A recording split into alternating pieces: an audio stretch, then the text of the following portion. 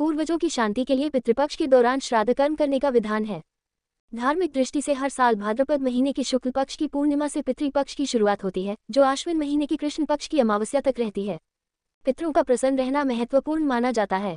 पितर खुश रहे तो सुख समृद्धि व वंश वृद्धि का आशीष प्राप्त होता है। आइए जानते हैं सितंबर में कब से कब रहेंगे पितृपक्ष। पितृपक्ष के दिन अपने पूर्वजों और पितरों के लिए तर्पण और श्राद्ध दान करने का विशेष महत्व है। ऐसा माना जाता है कि इस दिन मृत्यु लोक से पितृ धरती लोक पर आते हैं, इसलिए पितृपक्ष के दौरान तर्पण और श्राद्ध करने से पितरों को खुश किया जा सकता है और उनका आशीर्वाद पाया जा सकता है। पितृपक्ष में तिथियों के अनुसार पितरों का श्राद्ध करना शुभ माना जाता है। पितृदोष से मुक्ति पाने और पितरों की शांति के लिए पितृपक्ष पर दान और ब्राह्मणों को भोजन कराने का विधान है। श्राद्ध का मतलब है श्रद्धा से किया गया कृत्य। इसमें पिंडदान और तर्पण किया जाता है। आइए पितृपक्ष में हम प्रार्थना करें और अपने पूर्वजों को धन्यवाद दें। इस अवधि में अपने पितरों के लिए प्रार्थना और ध्यान करना भी पर्याप्त है। ऐसा कहा जाता है कि जब आप ध्यान करते हैं तो उसका पुण्य हमारी 7 पीढ़ियों तक पहुंचता है। पितृपक्ष उन सभी पूर्वजों को याद करने का समय है जो इस दुनिया से गुजर चुके हैं। अक्सर जिस तिथि को किसी का शरीर शांत होता है, उसी तिथि को उनके लिए श्राद्ध किया जाता है। पितृपक्ष के 16 दिनों के भीतर किसी भी एक दिन सभी पितरों को याद करके उपवास किया जाता है या उनकी याद में कोई अच्छा काम किया जाता है। गरुड़ पुराण में कहा गया है कि आत्मा शरीर से निकलने के बाद 10 दिनों तक प्रेत योनि में निवास करती है, क्योंकि परिवर्तन काल इतना बड़ा होता है कि आत्मा भ्रमित हो जाती है। अब जब शरीर छूट गया है तो आत्मा उस शरीर में लौटना नहीं चाहती, क्योंकि शरीर अब उसे अशुद्ध लगता है। लेकिन आत्मा को दूसरी दुनिया की आदत नहीं होती और वह बीच में होती है, इसे प्रेत योनि कहा जाता है। फिर कुछ समय के बाद जब वह इस बीच की स्थिति की अभ्यस्त हो जाती है तब और आगे बढ़ जाती है। जब किसी की मृत्यु हो जाती है तो उनके परिवारजन या पुजारी कहते हैं कि आप शरीर नहीं है, आप मन नहीं है, आप बुद्धि नहीं है, इससे आगे बढ़ें।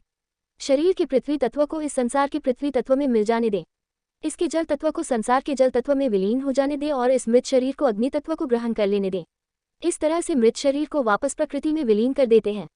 शरीर छोड़ने के बाद आत्मा को इस ज्ञान से आगे के संसार में जाने में सहायता मिलती है। अब तक आत्मा अपने शरीर की पहचान पर टिकी हुई थी, लेकिन अब यह कहती है मैं यह शरीर नहीं हूँ, फिर मैं कौन हूँ। इस सजगता के साथ आत्मा ज्ञान रूपी गौ की पूंछ पकड़कर भवसागर रूपी वैतरणी नदी पार कर जाती है। श्राद्ध का मतलब है श्रद्धा से किया गया कृत्य। इसमें पिंडदान और तर्पण किया जाता है। पिंड का मतलब है शरीर और ब्रह्मांड अव्यक्त, निर्गुण और निराकार चेतना है। आत्मा को ब्रह्मांड में रहते हुए पिंड की आशा रहती है और पिंड में रहते हुए ब्रह्मांड की आशा रहती है। यही मानव स्वभाव है। जब आत्मा शरीर छोड़कर निर्गुण निराकार ब्रह्मांड में समा जाती है तब भी सूक्ष्म शरीर या कारण शरीर को ऐसा लगता है कि उसने कुछ खो दिया है। उसका ऐसा भाव कुछ समय तक बना रहता है।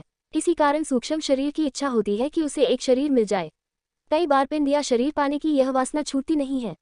जब ब्रह्मांड में जाने के बाद भी पिंड की चाह मन में बनी रहती है तो श्राद्ध के माध्यम से पितरों के पुत्र या पुत्री ऐसा कहते हैं कि आपको पिंड मिल जाएगा, आप चिंता न करें, हम पिंडदान देंगे। पितृपक्ष में पिंडदान और तिल का तर्पण करने का बहुत महत्व है। तर्पण का मतलब है पूरा होना, आगे बढ़ना। ऐसा समझा जाता है कि तर्पण पूर्ण हो जाने पर जो पितृ प्रेत योनि के इस मध्य चरण में रह गए थे वे पितृलोक में चले गए हैं और अपने अन्य पूर्वजों जैसे दादा दादी, नाना नानी आदि से मिल गए हैं। तिल सबसे छोटी चीज है और यह दर्शाता है कि आपकी इच्छाएं तिल के समान बहुत छोटी हैं। संसार में जो कुछ भी है वह तिल के समान तुच्छ और महत्वहीन है। इसलिए यदि मृत्यु के बाद भी व्यक्ति की आत्मा में इच्छाएं और वासनाएं रह गई हों तो उसके सगे संबंधी जल के साथ तिल को छोड़कर तर्पण करते हैं और अपने पितरों से यह कहते हैं कि वे इसी प्रकार तिल के बीज की तरह मन की छोटी छोटी इच्छाओं, वासनाओं, राग और द्वेष को त्याग दें और उनके जीवन में जो भी अधूरे कार्य थे उन्हें अपनी संतानों या सगे संबंधियों पर छोड़ दे, वे उसका ध्यान रखेंगे। पितरों की संतानें या संबंधी उनसे प्रार्थना करते हैं कि पितृ संतुष्ट रहें और आगे बढ़ें। स्वजनों और संबंधियों का यह प्रोत्साहन तर्पण का एक महत्वपूर्ण अंग है। पितृपक्ष में प्रार्थना करें और अपने पूर्वजों को धन्यवाद दें। इस समय में अपने पितरों के लिए प्रार्थना और ध्यान करना भी पर्याप्त है। ऐसा कहा जाता है कि जब आप ध्यान करते हैं तो उसका पुण्य हमारी 7 पीढ़ियों तक पहुंचता है और हमारे जो पितृ इस संसार को छोड़कर आगे की यात्रा पर चले गए हैं उन्हें भी शांति मिलती है। साथ ही हमारे देश में हर उत्सव के साथ सेवा जुड़ी होती है, इसलिए इस समय लोग वृद्धों, महिलाओं, बच्चों और गायों की सेवा करते हैं। इस तरह से यदि पितृपक्ष के समय आप और कुछ नहीं भी कर पाते तो केवल ध्यान और सेवा करना भी पर्याप्त है। इस तरह की प्रथाएं लगभग सभी देशों में पाई जाती हैं। वहाँ भी ऐसे कुछ दिन होते हैं जिनमें लोग अपने पूर्वजों को याद करते हैं, उनके लिए भोजन बनाते हैं और दान देकर अपनी कृतज्ञता व्यक्त करते हैं। ऐसी प्रथाएं दक्षिण अमेरिका, अफ्रीका, ऑस्ट्रेलिया के क्षेत्रीय लोगों और चीन में भी हैं। पितृपक्ष में यह प्रथाएं इसलिए होती हैं ताकि पितरों को स्मरण किया जा सके और उनसे आशीर्वाद प्राप्त किया जा सके।